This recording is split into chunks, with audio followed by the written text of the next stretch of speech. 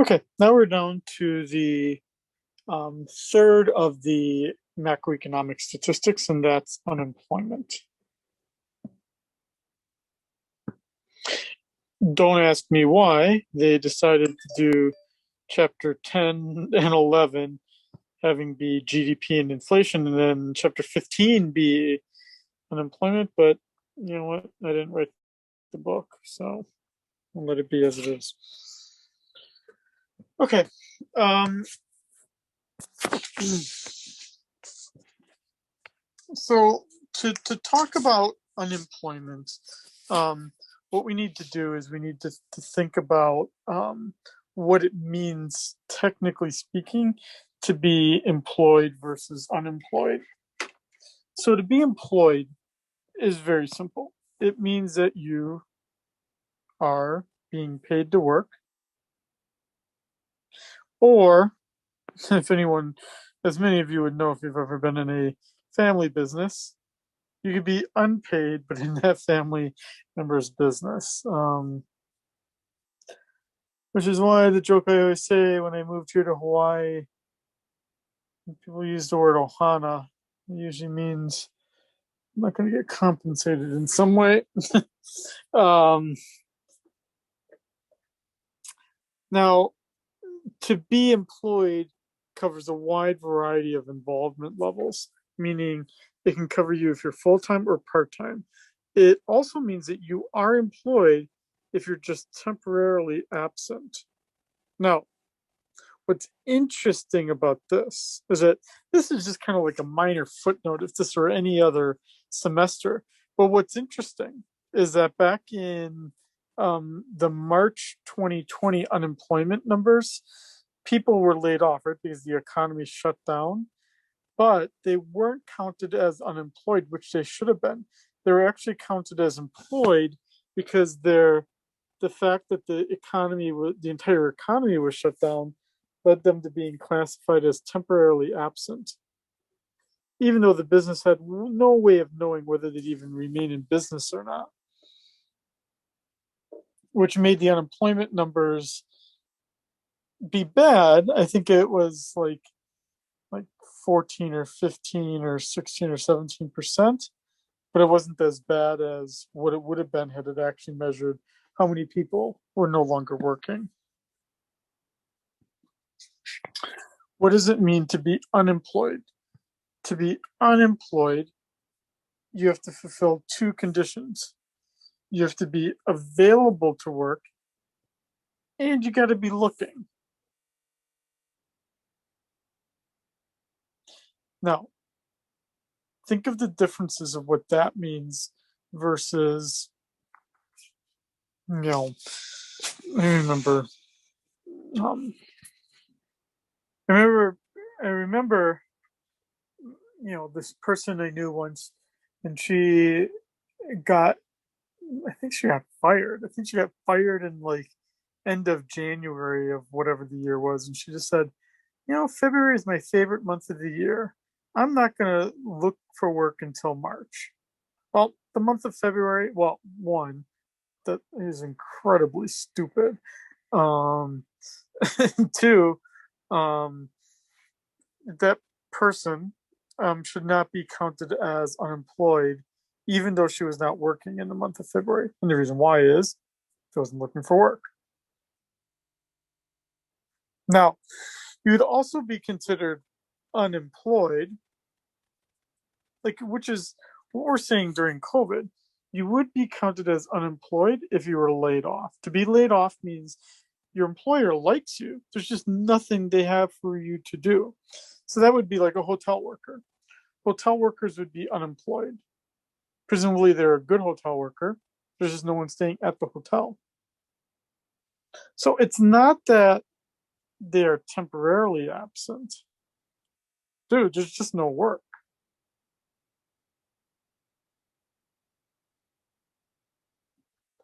Now, a huge chunk of the economy is considered not in the labor force.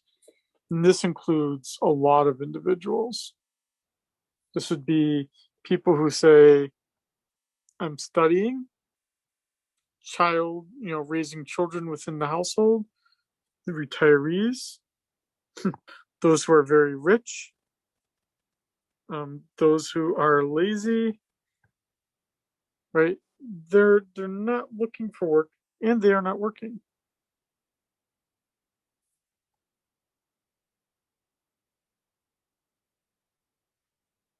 God, this data seems so old right now. January 2019. Okay. Let's look at what the numbers are. Let's do this. This is cool, huh? Actually, you know what? We can use the Fred website.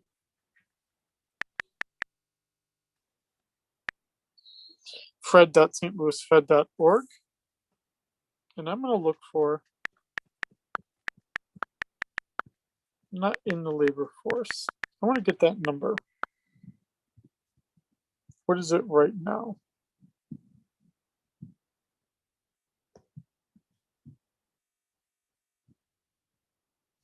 So the civilian labor force right now, I'm going to start writing down these numbers here.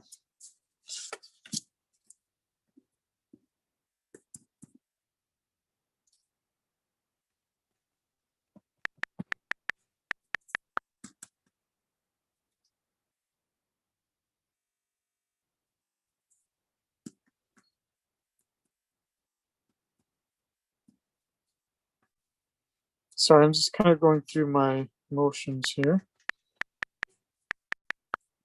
Updating some numbers here.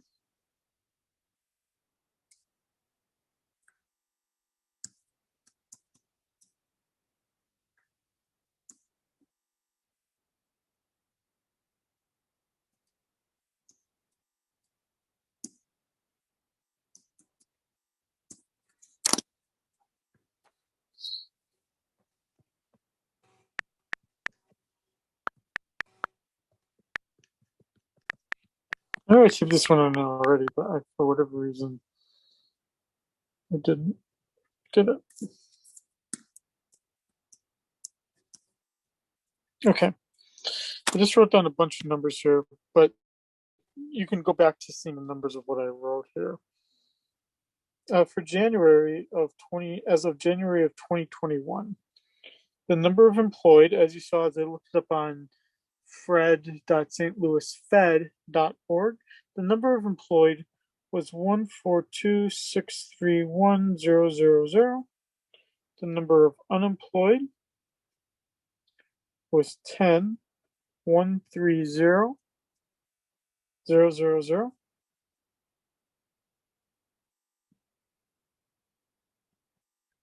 Not in labor force was 100,690,000.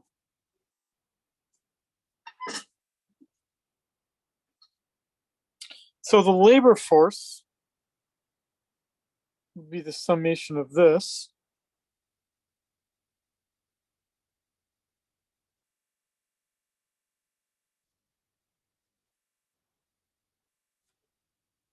One 52761 approximately.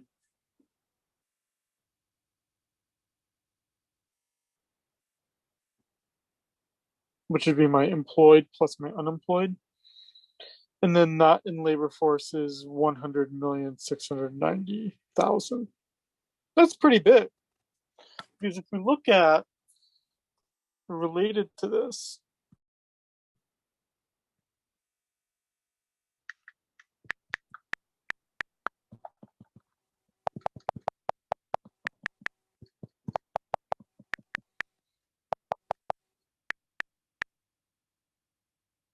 let's look at the total population. 338.93.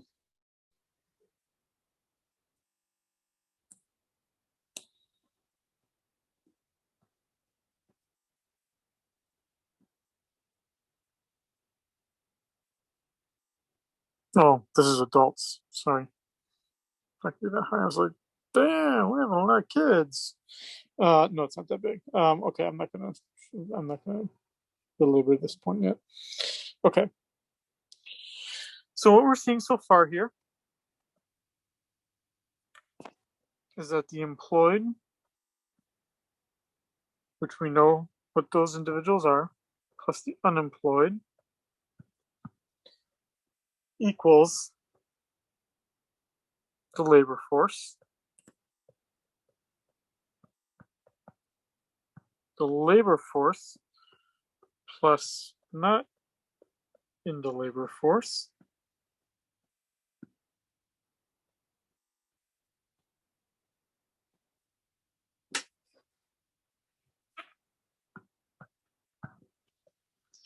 equals the civilian non-institutional population. Let's look and see if Fred will tell us that.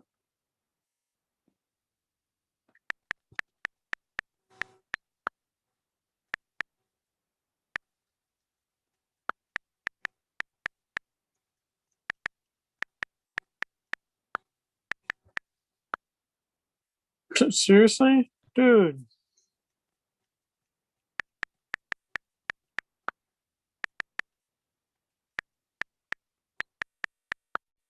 Sorry, I misspelled civilian. I know how civilian misspelled.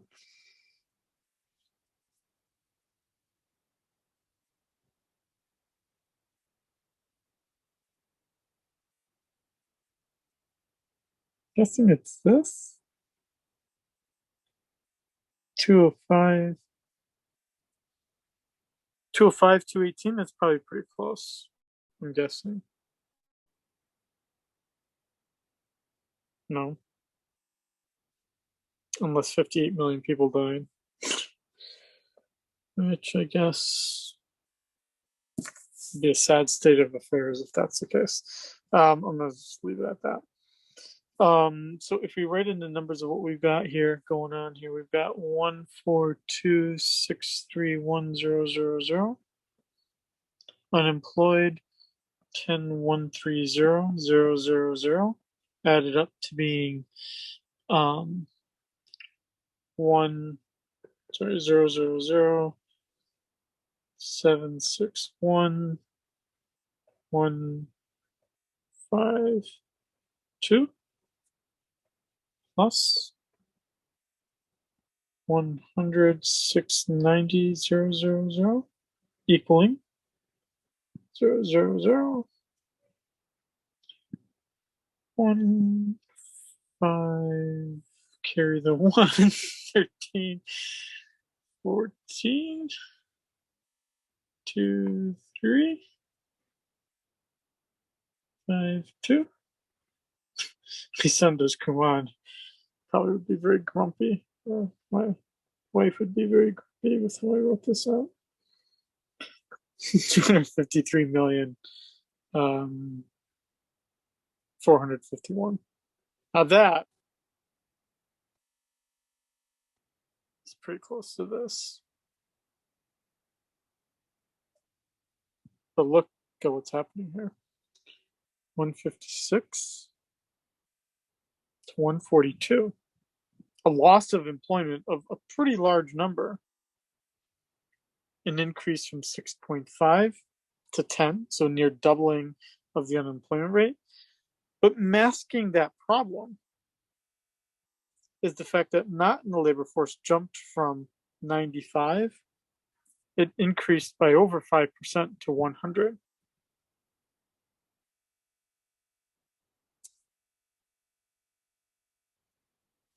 So with these numbers, we now know how to calculate the labor force. That is equal to the number of employed plus the number of unemployed. Now what we need to calculate is the unemployment rate. The unemployment rate now being the number of employed over the labor force. In our example here,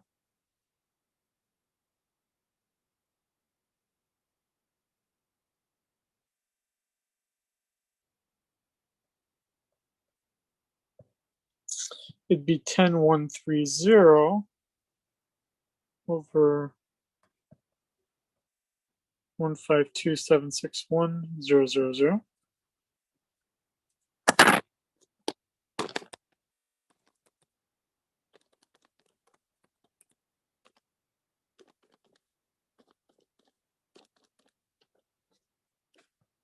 Times 100.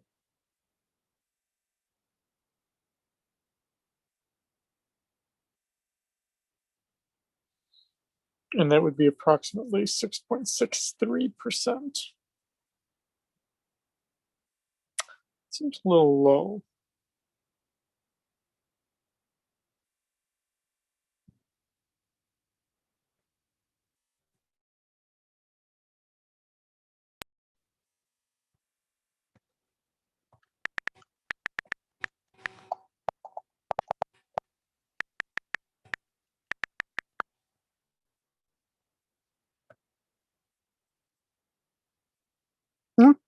There you go. 6.3%. 6.63%. So there might be some slight little rounding numbers, some slight little differences here, but the way I calculated it, at least with the numbers I had, it was correct. We can see that at its peak,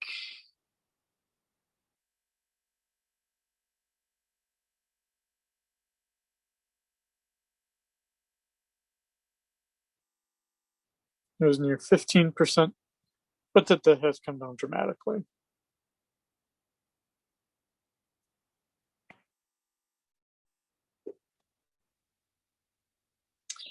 Okay.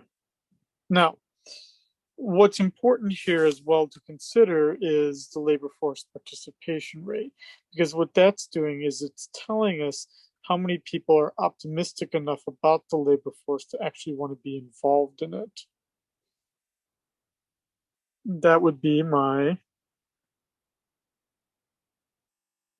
253451,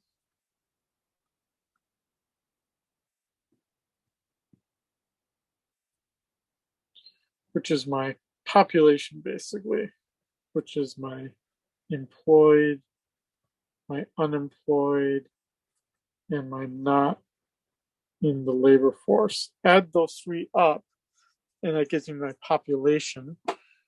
We're going to divide that by my labor force.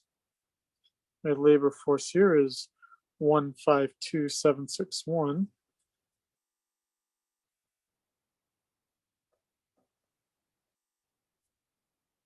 And I'm going to multiply that by 100. Multiplying it by 100, when I do that, it's just removing the decimals.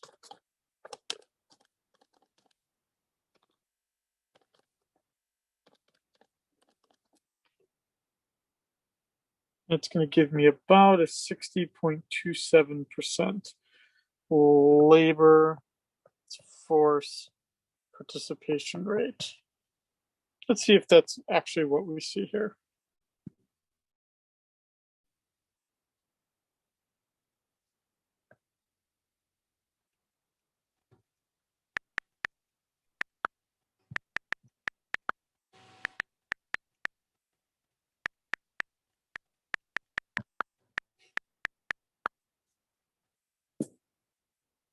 So about correct, 61.4. But look at this, right? Look at the dramatic decline. The last time we had seen so few people in the labor force at the peak of the COVID crisis, you'd have to go back to the 1970s. I don't know if we can see what that number is. 60.2 in April. Look at that. I mean, you're going back to well before I was born. 1973, we were still sending people to the moon back in that era. That's dramatic. And even right now, at 61.4, it's not much better. So I say that because I don't want you to think, well, the unemployment rate's low, things are getting back to going here. And you're like, dude, I can't even find a job and I'm looking hard. or it might be I'm not even looking because I don't think there's anything out there. You're not alone. The data itself is showing us that the economy is still in a great deal of danger because of COVID. And you can see that weakness in the labor market through the incredibly low labor force participation rate. Now, it didn't start with COVID. We've actually been on a pretty long decline since the 2008-2009 crisis, leading to that point. I mean, we really reached its peak. I guess around the time I was looking for a job for the very first time out of college. And then I don't know what you would call this. People either getting lazier or maybe retiring early or somehow in general just exiting the labor market in some way, shape, or form.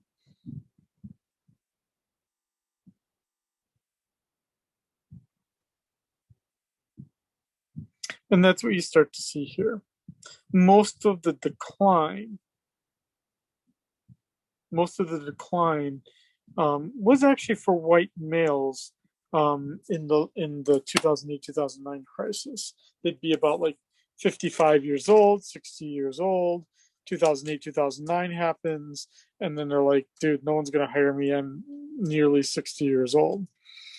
But also, too, as you see in this graph or see in this table here, what you're also seeing is that depending on your characteristics, you're going to have a harder or easier time looking for work. Like, for instance, why is it distinctly different for white males versus white females? At least for adults. Well, part of that could be the way in which society, I would argue unfairly, you can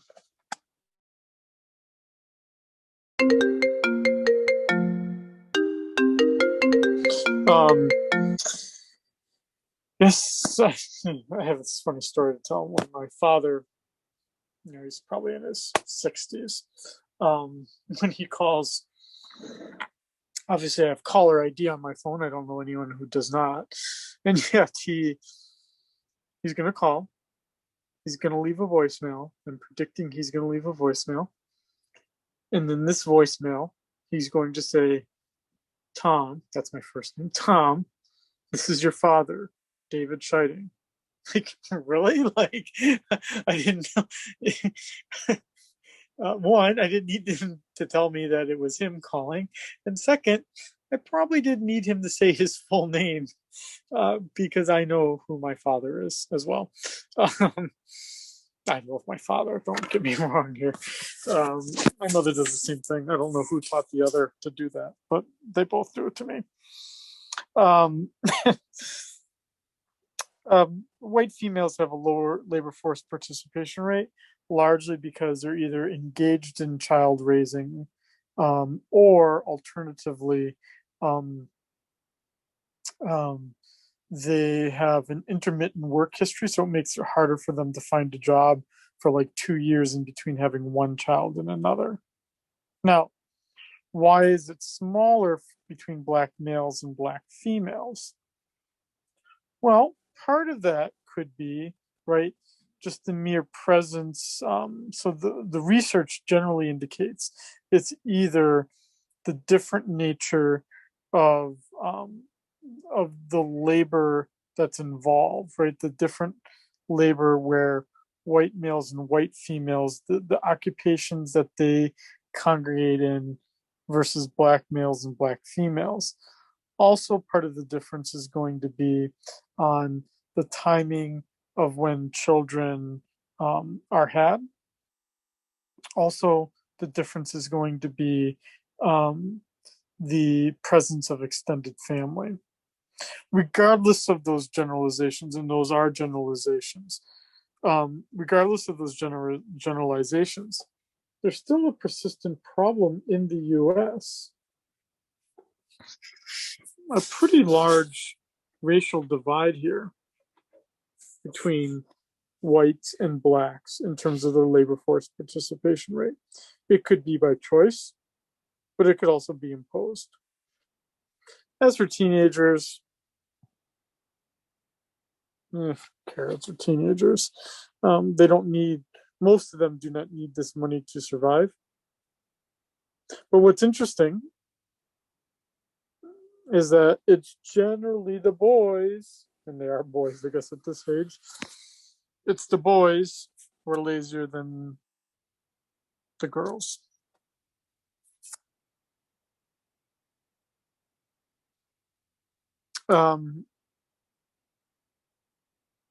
Once, in terms of the labor force participation rate, if we didn't have this notion of, I mean, you can read the slide, or you don't need me to read you a slide, but one of the, I'm about to have a child here in like 6 weeks. The thing that's on the top of my mind is, I mean, there is still an unfairness in the labor market, even here in the United States, with respect to paid family leave. I do not get it. I do not receive any paid family leave. Not only because I'm just the father, but also I would argue unfairly. You are free to differ from me. I don't necessarily care what you think, regardless what I think. 1 second here. I'm going to pause the recording here temporarily. Be right back. Back.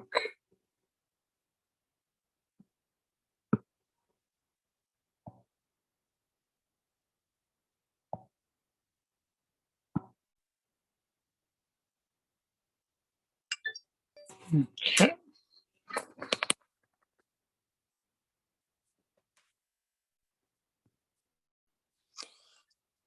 Oh, it's not going to sign. Okay, I'm going to stop the recording and then I'll merge these two.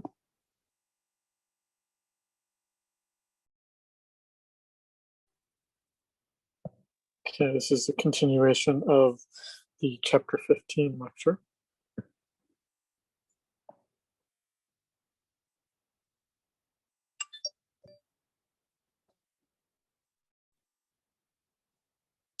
So, as I was saying, my wife is about to have a child. She gets, she works for a private employer. She gets 6 months paid time off. So she has a very generous employer, very generous employer.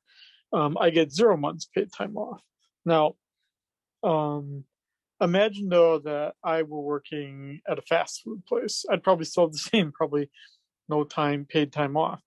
Well, what that does is it discourages me from being involved in the labor force, right? Like if I want to have any role, in my child, in those first few months.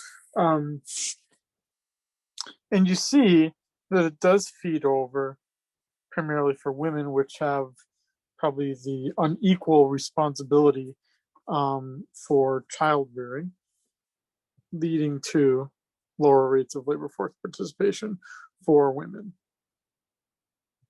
But once women and men are in the labor force, they generally have similar levels of unemployment. It's just the labor force participation rate where we see that difference.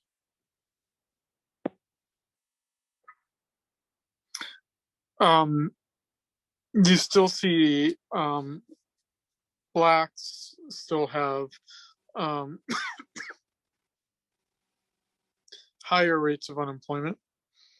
It has a variety of causes, but a lot of it does oftentimes come down to transportation issues, that the jobs are located in places other than where people live. And with a lack of reliable transportation to that work spot, you might be unemployed. But also it's access to childcare, it's job readiness skills, but even give you something as simple as a criminal record. can cause this problem as well. And it has something to also just to do with the sort of racial disparity that exists in our criminal justice system, right? Where those who have enough money and influence can seemingly commit a crime and get the crime removed from their record, right? Whereas others can sit in jail and can't even make bail. Now, I say this only as a small social commentary on my part. You don't have to agree with what I'm saying here, but as an economist, it does feed into different levels of unemployment. Teenagers do have the higher levels of unemployment, and that's largely due to transportation issues, lack of work experience, inability to juggle the job with your schoolwork. Now, what you're starting to see here is a term called the natural rate of unemployment. What the natural rate of unemployment says is, what would the unemployment rate be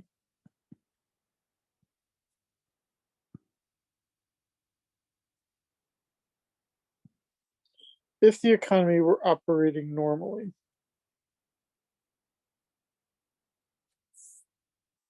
And then what you see are periods of time where it's higher and periods of time where it's lower. In periods of time when it's higher, this would be an economic slowdown or a recession. And in times where it's lower,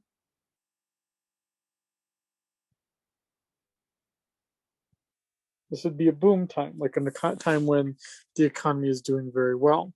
So it's fluctuating around this natural rate. Now, what is natural about the unemployment, you might ask? Well, what it is that it's that there's always people out of work for a period of time, right? Like if I lose my job, I have to start putting in some applications and I'd have to fill out HR paperwork even after I found a job to get hired, right? I might have to move, so that might add some time to it. So what that means is that there's in any market economy where people are not contractually obligated to their employer, there are going to be people that are leaving their employer and people finding a new employer, and that changes over time. And it's pretty low. About 4.6% in 2018. Let's look at what it is today.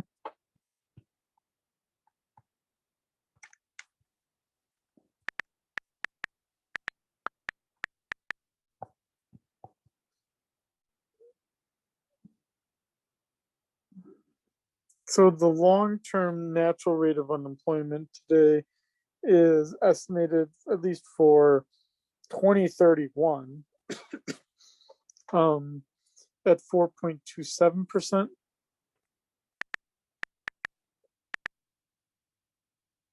For the long term. And for the short term rate, actually about the same. So what does that mean?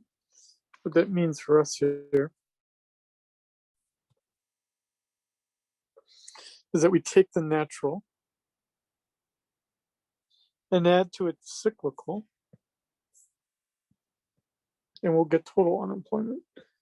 It's called cyclical unemployment because it changes with where we are in the business cycle.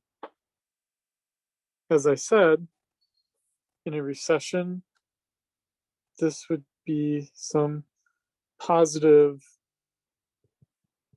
cyclical unemployment.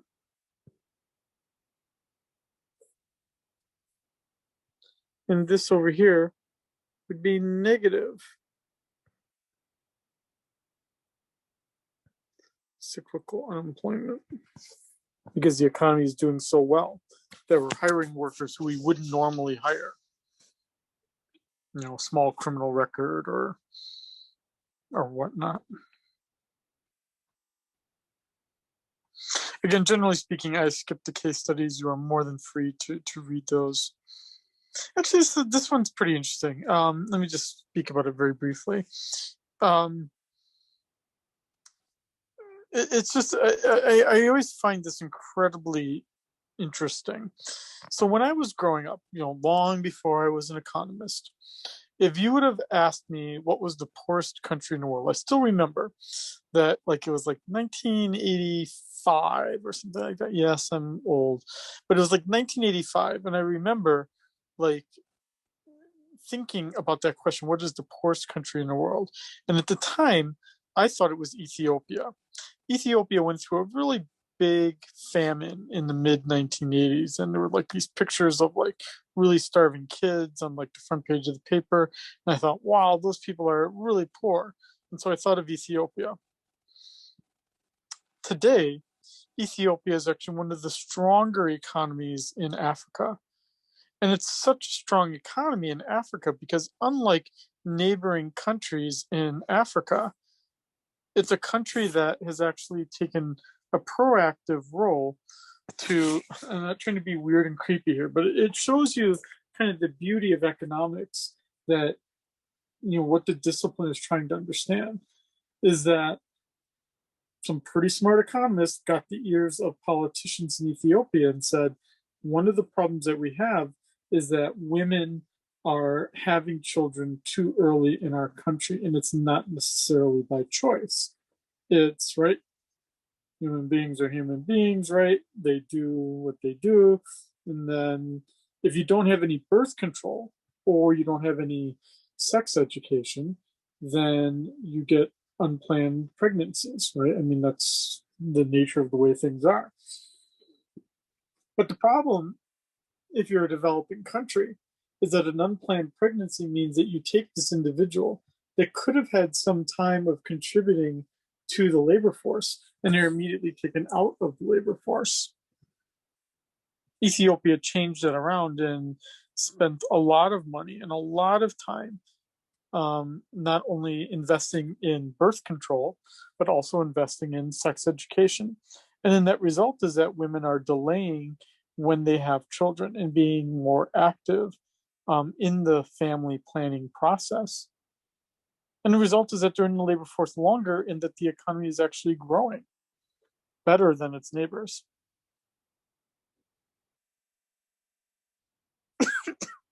Now, it is true that over time, women have increased their participation in the labor force, and men, it has been declining. But it's really that period of the 1970s and 1980s where you get that most dramatic increase, where it's becoming acceptable for women um, to either delay having children or to have children and then send them immediately to daycare.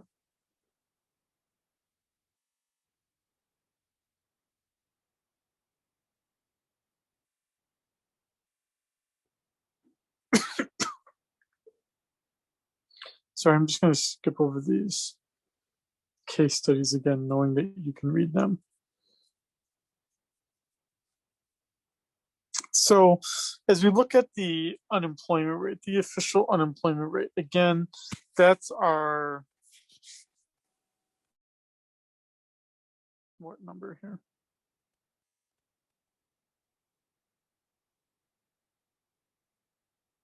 Our 6.3%.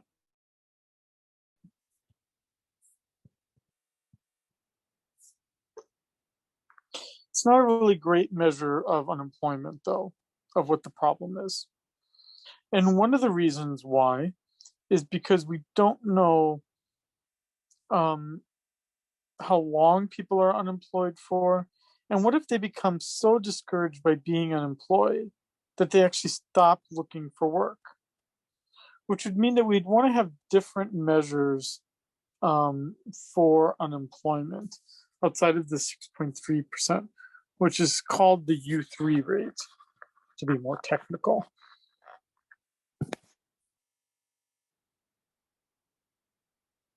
Um,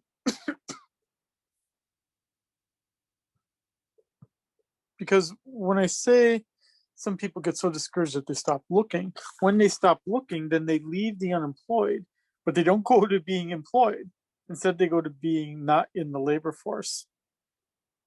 And half of the time that someone becomes unemployed, they actually become so discouraged that they're no longer in the labor force.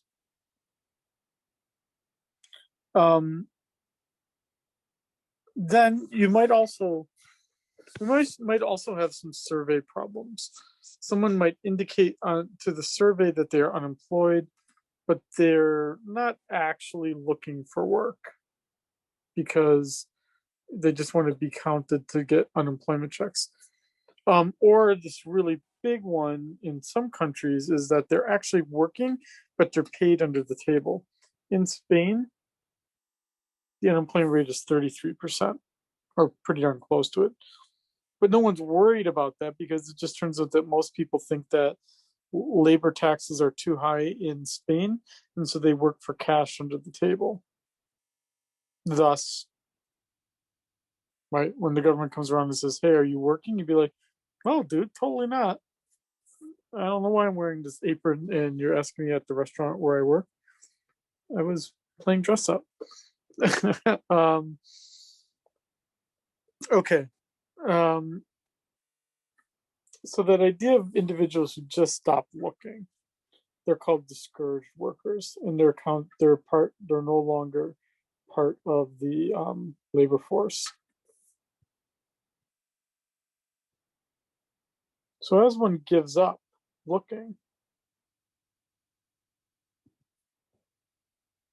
the number of unemployed falls,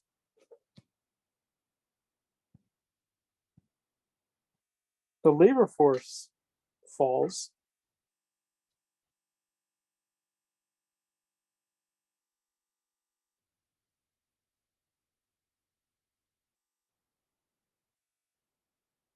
but the size of the civilian population stays the same. Because all now we've done is put them not in the labor force, meaning that the individual moved from here to here, meaning that the total adult population stayed the same. It's just that we reduced the labor force.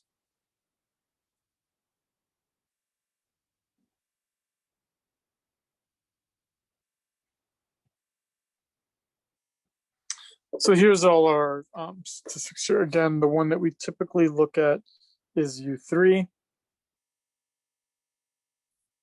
And then it can get as bad as U6. Let's look at what the U6 rate is right now.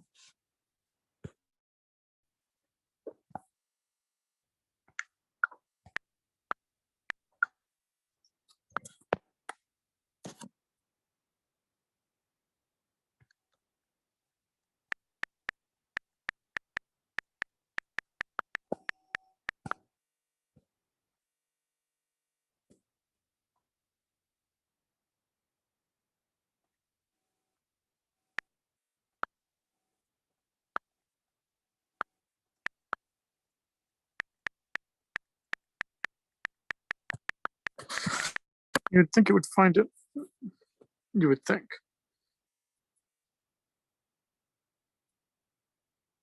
It does not. So you'd be like, come on, Shiting, you must know somewhere else to go. I do. Look at the BLS website.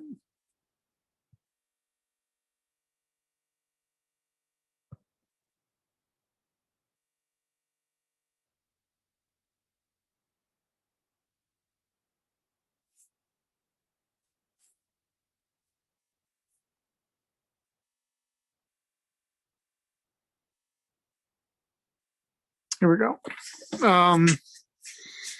As of January 2021, the U6 was 11.1%.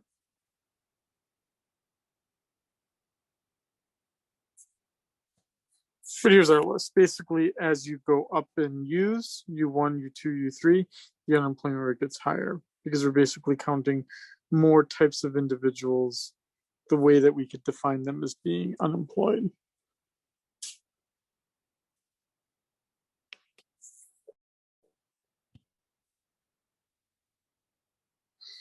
So part of this here would be someone who lost their job. To lose your job means you were fired or laid off.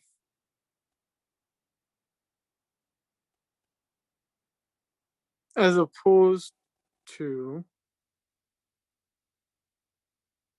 counting all of the unemployed plus counting discouraged workers that would be previously not in the labor force.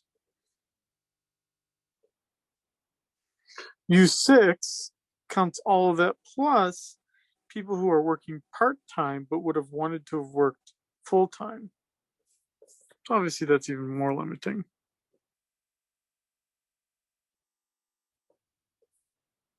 So again, the marginally attached workers would be that they're available to work, but they can't find anything, even in the past.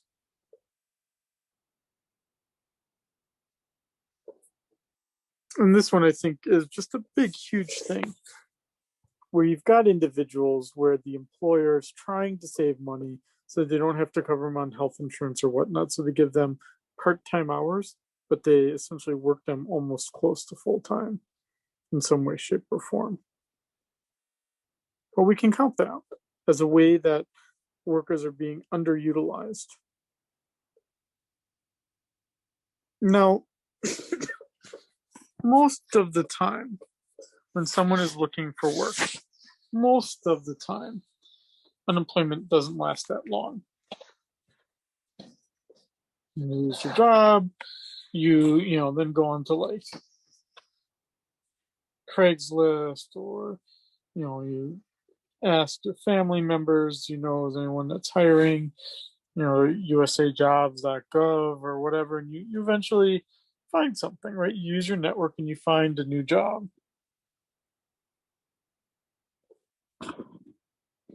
We can measure that period of time, but it's not going to be very long. The unemployment insurance here in Hawaii under normal times lasts 26 weeks. It doesn't replace a great deal of your income, and you get taxed on it as well.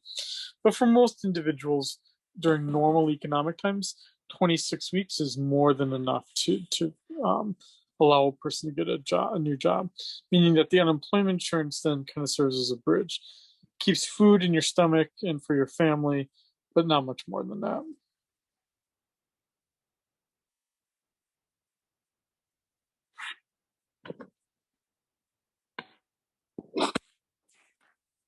So the result of this, the consequence of this, is that the unemployment rate is never zero.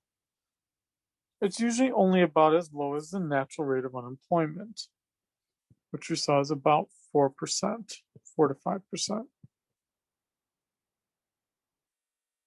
That natural rate of unemployment has two parts to it.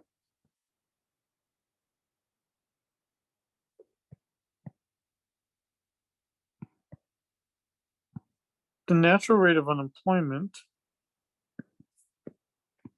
is equal to structural unemployment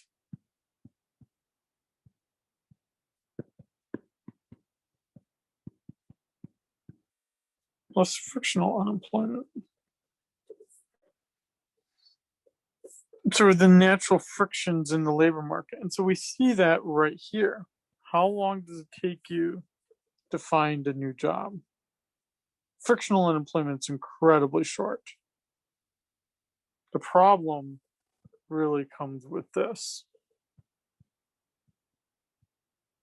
Let's say that I was trained as a shoe cobbler. If you don't know what that profession is, it basically means that I put new treads on shoes or I fix shoes. Dude, no one fixes shoes these days, right? You just go out and buy a new pair. So if my skill was shoe cobbler, I'm gonna have to learn a new skill. And that's gonna take a long time to find a new job. So structural unemployment tends to be incredibly long. Frictional unemployment, much, much less. And that's what you see right here. Now, we also can see structural unemployment For instance, we even see it in my profession, because we have a pretty strong union here, for faculty members, in the University of Hawaii system, and the labor contract does, if you get the job, the full time job, your compensation is pretty good for Hawaii, um, but it's hard to get that job, because the wages are set higher. There'd be more people that want that kind of job. Also, the things too, like efficiency wages, right? Like Costco being famous for offering a pretty high wage to get the best workers. That's going to cause some unemployment where people want that kind of thing. But also, something that most economists agree about would be the minimum wage. To the extent that you raise the minimum wage, you create unemployment. So there's some things we can do to try to make this process a little bit easier. One thing the government can do is it can help the job search process, right? That the job search process consists of you, the job candidate, knowing what you can do and then being able to find something given what you know how to do. So it's a process. That process takes time. That's part of the frictional unemployment.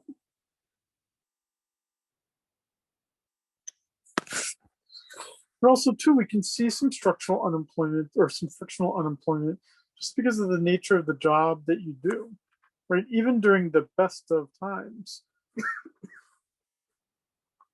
um, even during the best of times, the airline industry is cyclical, right? There's a high season and a low season to travel.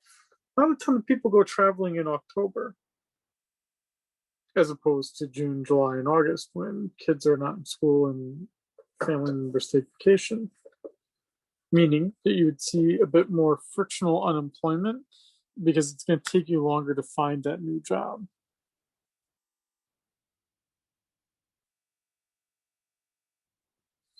But also, too, just the economy itself is always changing. And by that, we mean that things that used to be made in the US might not be made in the US any longer, or that things that are made here are now, we've tried to replace them with computers or robots or artificial intelligence or something that's replacing workers, to the extent that they can, just because they are more expensive. So, if we want to talk about what the government can do to reduce unemployment, one of the things they can do is, again, help that job search process, speed it up. Whether it's serving as a place where potential employees can post their resume, but also act as a clearinghouse where employers can list the jobs that they have. Also, too, the government can help reduce structural unemployment by actually getting involved in the retraining of workers for different kinds of professions. If you look at the community colleges, they're a great example of government, right? So then the government finances people being able to repair a aircraft engine or to do electrical or plumbing work, because those are construction jobs that if you didn't go to get your 4-year degree, you can earn a pretty good living being a plumber or a welder or an aircraft engine mechanic. Now, one way you can reduce unemployment as well is you can make the unemployment insurance system even worse. So if you make it so that a person can't even survive on their unemployment insurance, they're probably not going to want to be on it very long. And there's some states, this is a state-based program.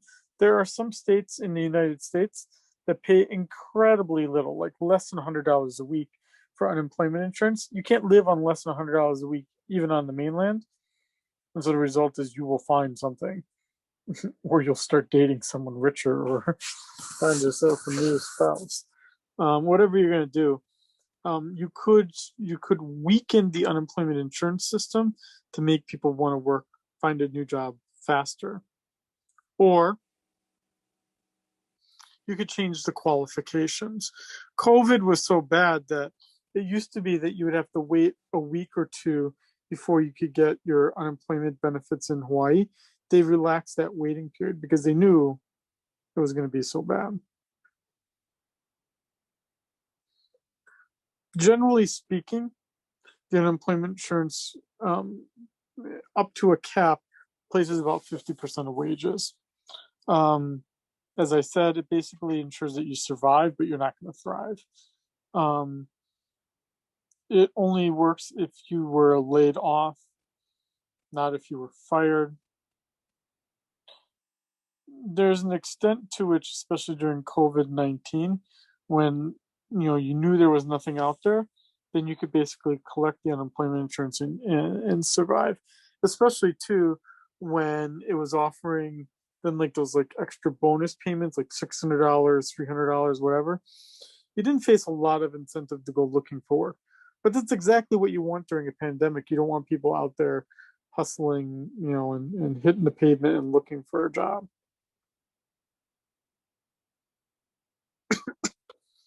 Now, again, not only do we see unemployment insurance having an effect on unemployment, but also the minimum wage. It does create what a minimum wage does here.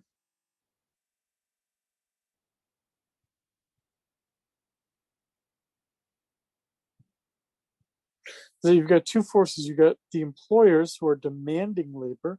They need the labor to produce whatever they're doing. And then there's you and I, the workers. We're supplying the labor. Let's say that equilibrium wage is $6. Well, then a politician says, dude, you can't live on $6 an hour. You have to make it higher. So they say, okay, let's make it 15.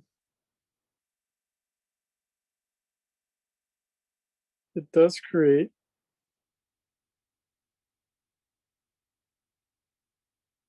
this permanent shortage, a shortage that we would know as unemployment.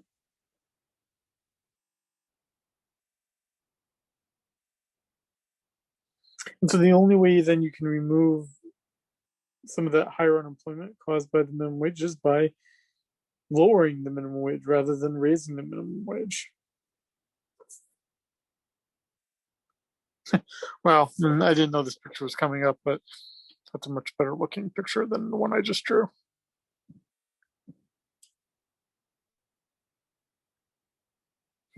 And again, you can not only have the minimum wage laws keeping the wage levels higher, but you could also have things like the unions, especially important here in Hawaii, but also efficiency wages, keeping it above the equilibrium level. To the extent that you keep wages above the equilibrium level, you are going to get unemployment.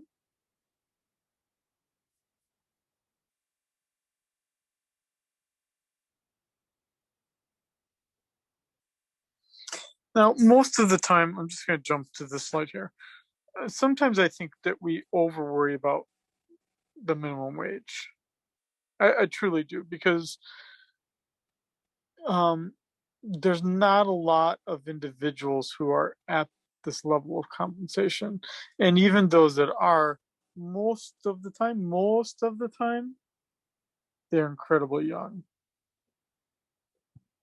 And they're willing to sacrifice compensation to have a flexible work schedule so they don't have to work full time because they don't want to. And so by raising the minimum wage, you might be helping groups of individuals which you really didn't need the help because they had they were getting supported in some other way.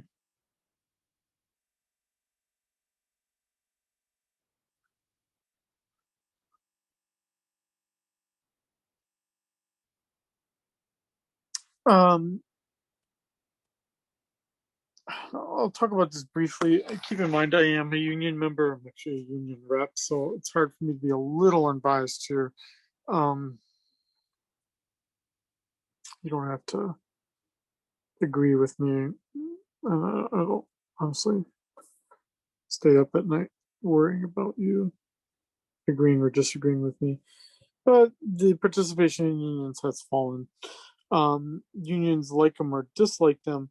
The economic role that they serve is that they collectivize the power of the workers to ensure that the employer treats them collectively as a group fairly.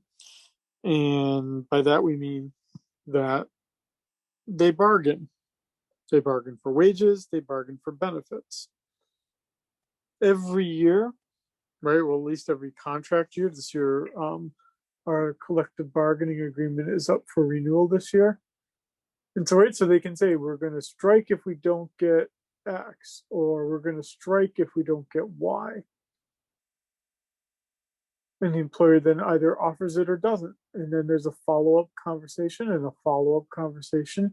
And at the end of the day, we come to an agreement about how it should be.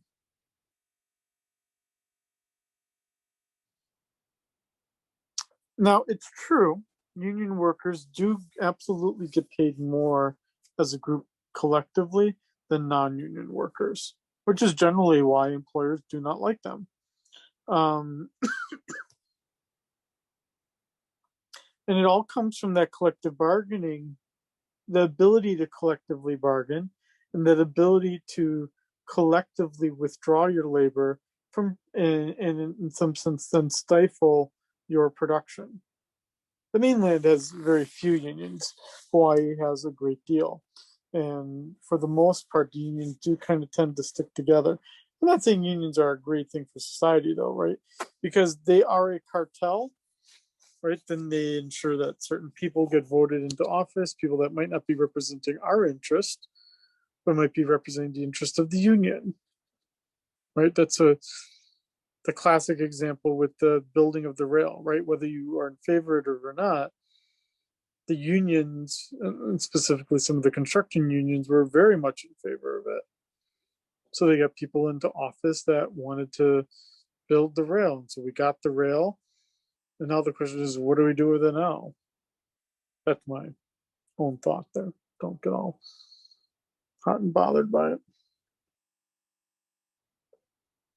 So, yes, unions are good, but they're only good if you already have a job within them. They really don't help you too much if you're looking for work because it keeps the wages higher. The employer is unwilling to take people on.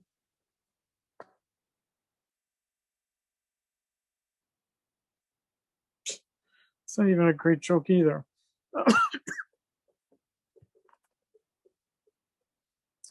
um, I don't know why the authors has got so many slides about this. You can read this. I'm not sure there's more I really need to say. Same with this. I'm not sure what I really need to say. I'm not trying to be anti-union here. I'm just not trying to push unions as much as the authors of the textbook are, who might be Mankiw. Is Mankiw? No, Mankiw is not. Mankiw is not a union. Nice professor. Maybe they think that professors like myself would want to talk about their union.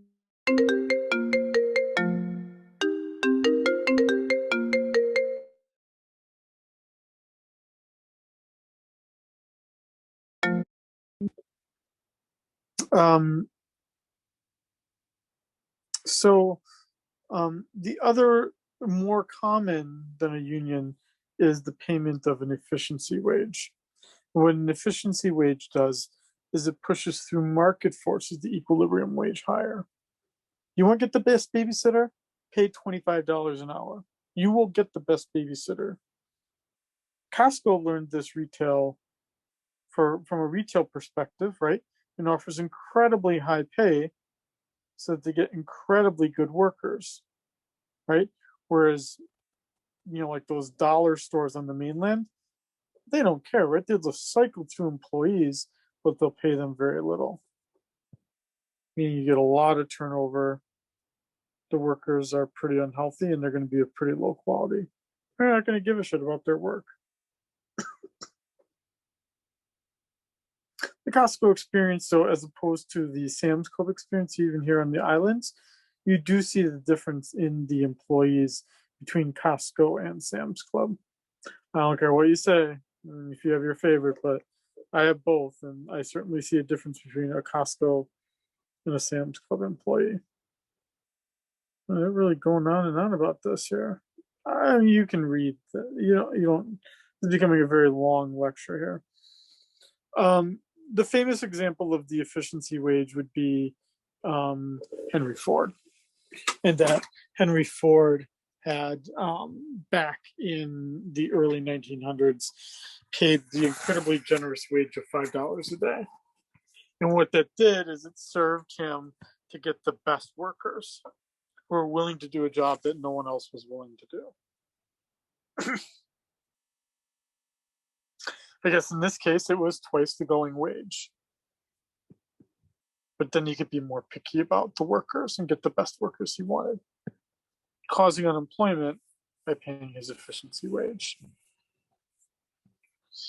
But in general, Costco must have learned from this example, because in general, you pay more in wages, but you don't have to train workers as much. You have less turnover. They come to work when they're supposed to, and they work hard.